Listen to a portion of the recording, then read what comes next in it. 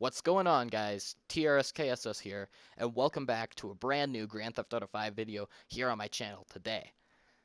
Now, guys, it looks like that in today's video, we're going to be talking about the brand new Dewbauchee 770. It was just released this morning, Tuesday, July 5th, and we're going to be talking about, is this car really worth the price? Is this car really worth being added to the game?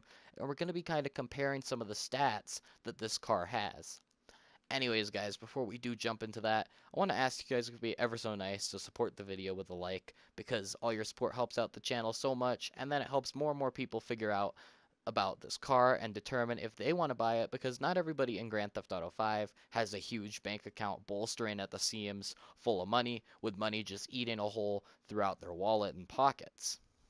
Also, guys, if you are brand new, then don't forget to hit that subscribe button because I upload daily Grand Theft Auto 5 content, and I also upload news content about the YouTube community, Grand Theft Auto, real life, or anything else that I kind of find interesting or entertaining that I want you guys to hear about and know about.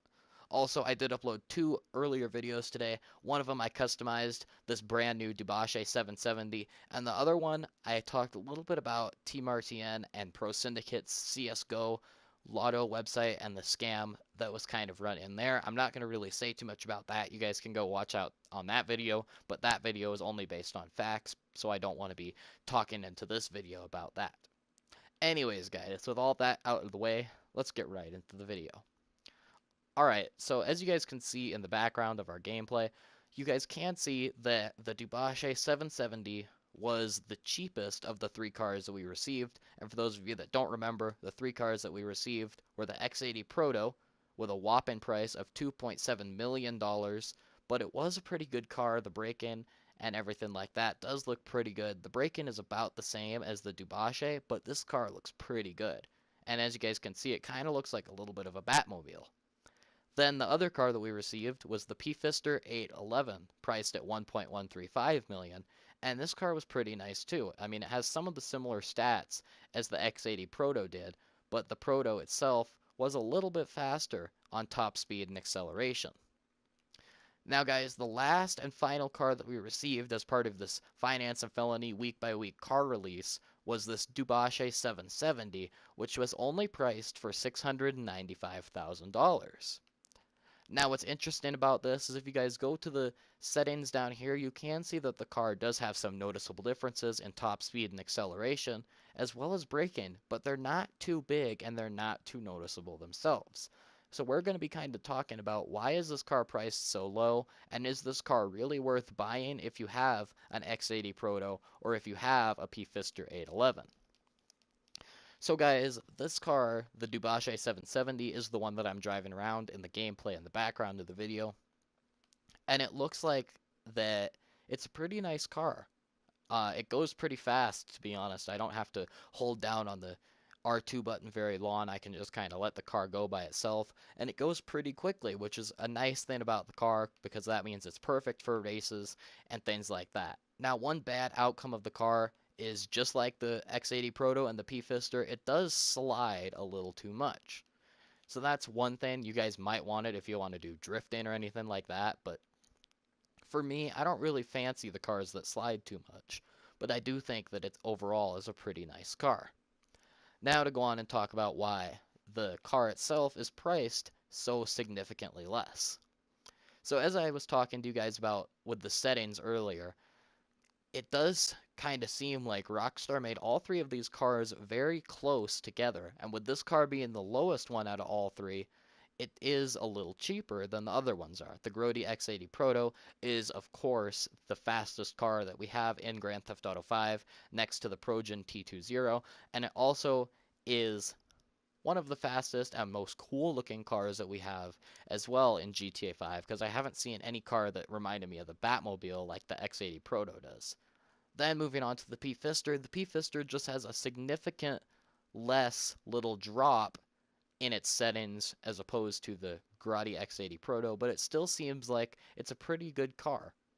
And then last, of course, we have the Dewbauchee 770, which, in my opinion, does seem like it's a pretty good car, but Rockstar might have been throwing everybody for a curveball here and trying to take some of that money so that way they can make some more shark card cash for they can bolster up their bank accounts.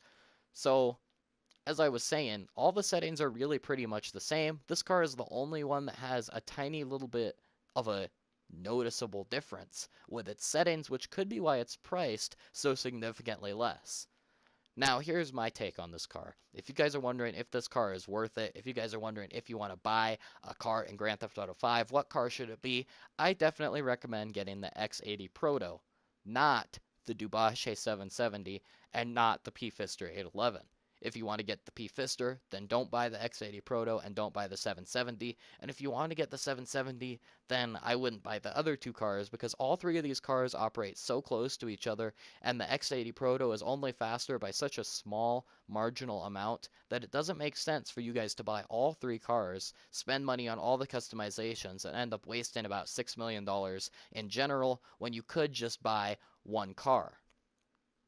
Now, the last thing that I want to talk about in this video in terms of the car customizations themselves is that these cars actually aren't different in their customizations. Like this car didn't have anything huge that I should have been customizing, and the P-Fister did not, except the P-Fister does have a roof that goes off, and the X80 Proto didn't have anything noticeable to customize either, so the customizations are all the same, leading me to believe that Rockstar only released all three of these cars week by week to determine which car is the community going to buy.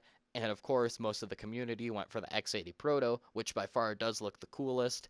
But what I do have to say about this and my whole take on the matter is if you guys want to save a lot of money and you want a car that operates kind of like the X80 Proto and P-Fister, but it's only slower by a marginal difference, then I would buy the 770. If you guys are somewhere in that middle range, you guys have a little bit of money to spend, but you don't want to waste all of it, I'd buy the P-Fister. And if you guys just are bolstering at the seams full of your bank accounts with $2.7 billion trillion in your Grand Theft Auto 5 accounts, then you guys can go ahead and buy the X80 Proto, and maybe you can even buy it 10 times over. I don't know what you guys like to do, but whatever you guys like to do, that's all.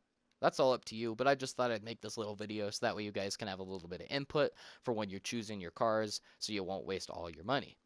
Anyways, guys, with all that out of the way, this is TRSKSS, and I hope that you did go on to enjoy the video. If you guys did, make sure to leave me that shiny, bright blue thumbs up, and also don't forget to subscribe because I do live streams, daily Grand Theft Auto 5 content, and I also do news videos about anything that I find interesting or entertaining, whether it be in the YouTube community, real life community, or Grand Theft Auto community. Anyways, guys, that's TRSKSS Gaming, and I'll see you guys later on with a brand new video. Peace.